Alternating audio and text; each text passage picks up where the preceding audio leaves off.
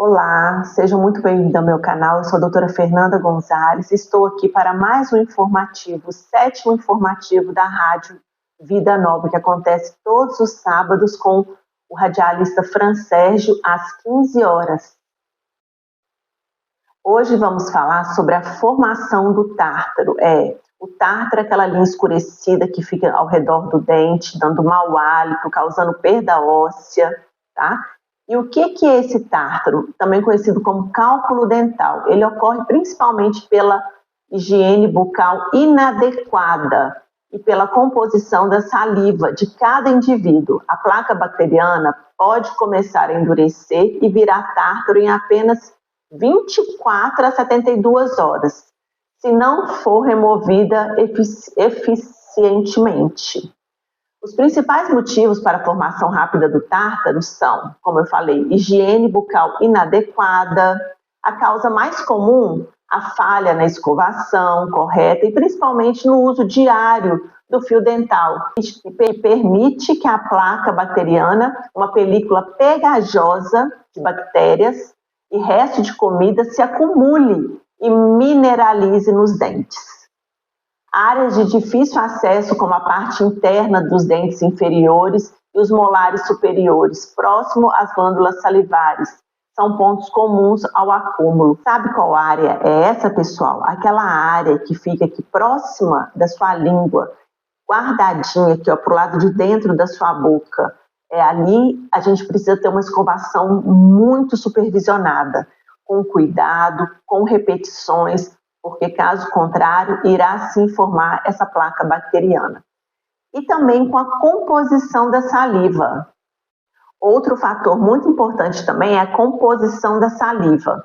Algumas pessoas têm uma saliva naturalmente mais rica em sais minerais, cálcio e fosfato. E esses minerais aceleram o processo de calcificação da placa bacteriana, transformando-a em tártaro mais rapidamente, mesmo com uma higiene considerada boa. Quem pode olhar isso para você? O seu dentista, tá bom? Dieta rica em açúcares e amidos. Isso mesmo, pessoal, os alimentos e bebidas açucaradas e ricas em carboidrato simples favorecem a proliferação das bactérias na boca e produzem ácidos e formam a placa bacteriana. Outros fatores, como o uso de aparelho ortodôntico, o fumo e ingestão excessiva de certas bebidas, como café, chá, vinho tinto, podem dificultar a higienização ou favorecer a pigmentação e o acúmulo do tártaro. Para prevenir a formação rápida de tártaro, é fundamental manter uma higiene bucal rigorosa, incluindo escovação adequada após as refeições e o uso diário do fio dental. Eu já falei isso lá em cima, mas estou repetindo aqui de tão importante que é essa informação, pessoal. Outra coisa, visitas regulares. Gente, como é importante a gente marcar com o nosso dentista. O seu dentista vai falar, daqui 6 meses eu quero te ver, daqui 3 meses eu quero te ver. A minha dentista fala para mim, o que eu vou falar para você, doutora Fernanda? Pode voltar daqui 1 ano. Por quê? Porque a doutora Fernanda costuma fazer a higienização correta em casa. E a doutora Fernanda adora ensinar isso para vocês. O tártaro dental, também conhecido como cálculo dental, está fortemente associado a doenças sistêmicas graves. Isso mesmo, pessoal, doenças sistêmicas graves, pois serve como um reservatório de bactérias que podem entrar na corrente sanguínea e causar inflamação em outras partes do corpo. A principal condição bucal ligada a isso é a doença periodontal, gengivite e periodontite. As principais doenças sistêmicas relacionadas ao tártaro e à doença periodontal incluem doenças cardiovasculares. Isso mesmo, pessoal, doenças cardiovasculares. As bactérias e a inflamação crônica associada à periodontite pode incluir para a formação de placas de gorduras nas artérias, ateromas, aumentando o risco de infarto do miocárdio, AVC, acidente vascular cerebral e hipertensão.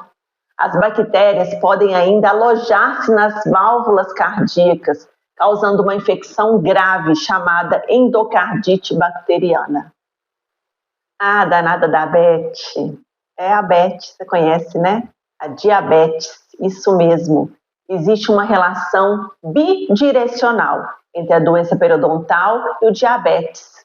A inflamação na gengiva pode aumentar a resistência à insulina, dificultando o controle dos níveis de glicose no sangue. Por outro lado, pacientes diabéticos têm maior propensão a desenvolver problemas periodontais mais graves. Complicações na gravidez. Mamãe, olha aí, mamãe, complicação na gravidez.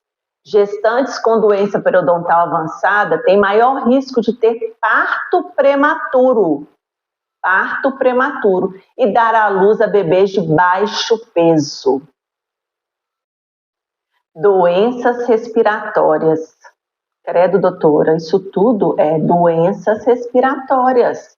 A aspiração de bactérias da boca para os pulmões pode levar ao desenvolvimento de pneumonia e agravar doenças pulmonares obstrutivas crônicas, o famoso DPOC, especialmente em idosos ou pessoas acamadas, mas hoje também está muito comum entre os jovens, adultos e até mesmo nas crianças.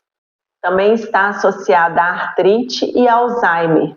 Estudos sugerem possíveis ligações entre a inflamação periodontal e condições como artrite reumatoide e até mesmo a doença do Alzheimer. Qual a prevenção e o tratamento? Novamente a doutora vai explicar, tá bom? Abram bem os ouvidos, os olhos, tá bom? E prestem bastante atenção. Papel e caneta na mão. A formação do tártaro não pode ser totalmente revertida apenas com a higiene doméstica. Então, se você tem esse problema em casa, a gengiva sangra, você passa fio dental e continua sangrando, você vê que tem coisa preta no seu dente, você tem que procurar um dentista imediatamente. Por quê? Essa placa, ela acaba ficando calcificada. E essa remoção exige uma limpeza profissional, como uma raspagem profunda, delicada, para preservar a sua gengiva, tá bom? Realizada por um dentista sempre. Então, quando você faz essa prevenção, você evita que você tenha perdas de dente, perda óssea, entendeu? E mais, tantas doenças associadas à doença periodontal grave. A prevenção envolve uma higiene bucal rigorosa e diária. Eu sou a doutora Fernanda Gonzalez. Obrigada por ter chegado até aqui. Não se esqueça de curtir o nosso vídeo e ativar o sininho para não perder nenhum conteúdo. Obrigada.